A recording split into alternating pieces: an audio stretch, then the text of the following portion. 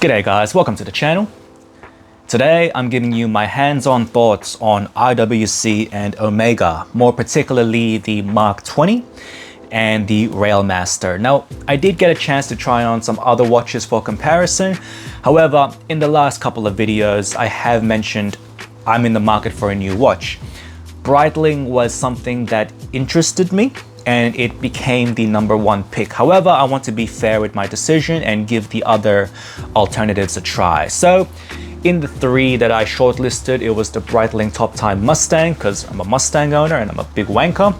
Second was the Mark 20 because it's more of an elevated Hamilton Murph, so to speak. It has that field watch aesthetic, but as well as that heritage and just that overall great package.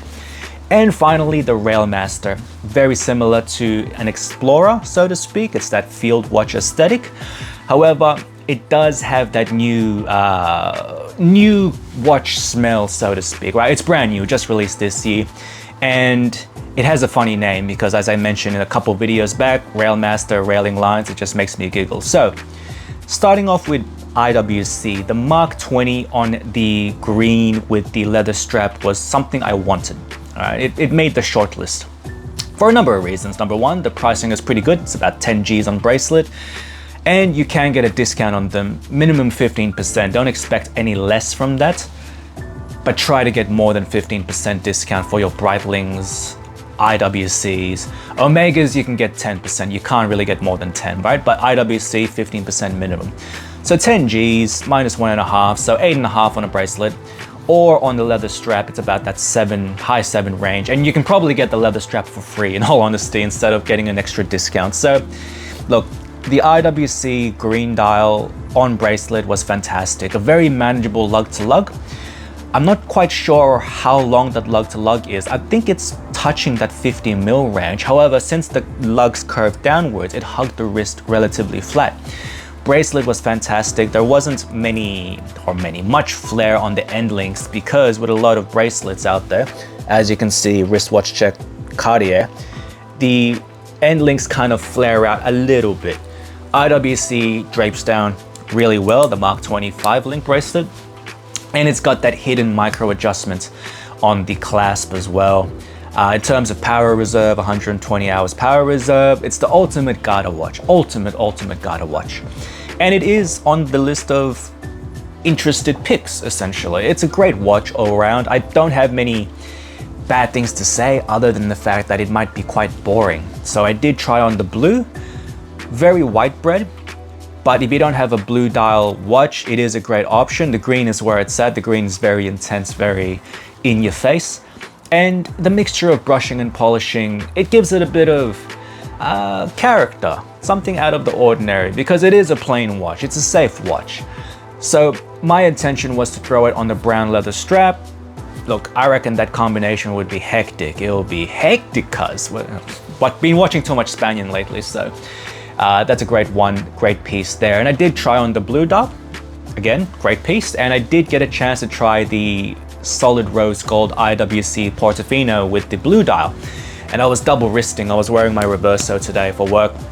And I had this Reverso, I had the Portofino, and I was like, yeah, ultimate solid gold wanker. So I'm not in the market for a dress watch, but it was a beautiful watch nonetheless, wore beautifully as well. And finally for IWC, I got to try on the Ingenua with the Aqua dial. Not the biggest fan of the Ingenua. I do respect it and I do appreciate it and I do like it because my brother had one before. However, because I got the Cartier Santos, this fits the integrated watch in my collection. I'm going to be keeping this as the integrated watch in my collection, integrated bracelet watch, until I get like a Vacheron or a AP, or maybe what's his face, this Land Dweller, maybe. I don't know, who knows, we'll wait and see. Now, overall, IWC, great bang for buck, great heritage, great overall presentation. Like, some say it might be a boring brand because IWC is like, nothing really stands out in the spectrum of aesthetics. So like, as I mentioned in my Breitling video, Breitling is all about that plain shit, Panerai is all about that navy shit. IWC kind of like waters down the aesthetic a lot more than the rest, but It's classy, elegant, great bang for buck, and you can get discounts. You can get discounts for them as well. So great opportunity there for you guys interested in buying an IWC. Now, finally, I did get a chance to look at Omega, particularly the Railmaster and the Aquaterra, which it's based off, right? The Railmaster is basically an Aquaterra with extra steps. Now, the Railmaster to me is kind of like an Explorer, but more obtainable. And in saying that, you'd expect it to be more rugged, and it is to an extent. However, it doesn't quite live up to its expectation, and that's because it is a new release, so there's a lot of expectations riding on it. Though when you compare it to like an IWC or even the Aquaterra, it's kind of that odd in between, and that's because the case itself is the same as an Aquaterra, the bracelet is the same as an Aquaterra, but what makes it rugged is its brushed finishing or lack thereof, right? Like the bracelet itself, it has that polished center links which dresses it up, tongue twister. The only places that it's brushed is on the sides of the case and on the lugs. Other than that, it's basically the same thing. The dial itself, it's quite nice. However, it is quite boring because the printing on the dial is just straight up printing. The color as well, even though it has that fume gradient effect, for that money, you're kind of expecting a little bit more, and especially since the Aquaterra is the same price, if not a bit cheaper, depending on which Railmaster you go for. The Aquaterra just has that flash. It has those like applied indices. It has the turquoise color, or even if you go for the black, it has those polished, flashy detailings on it there. So when you compare the two, you're just kind of like, oh fuck, which one do I go for? And if you're gonna go for a rugged watch, you might as well go for an IWC because it's cheaper, it has better ergonomics as well, because the IWC has a hidden micro adjust, whereas the Aquaterra, it's hidden, but it forces you to have a bit of a gap between the link, which is kind of shit. It's better than nothing, but it's kind of shit. It breaks the aesthetic. And look, the Railmaster on a strap would be a very hot contender versus the IWC with a strap. It's kind of like pick your poison.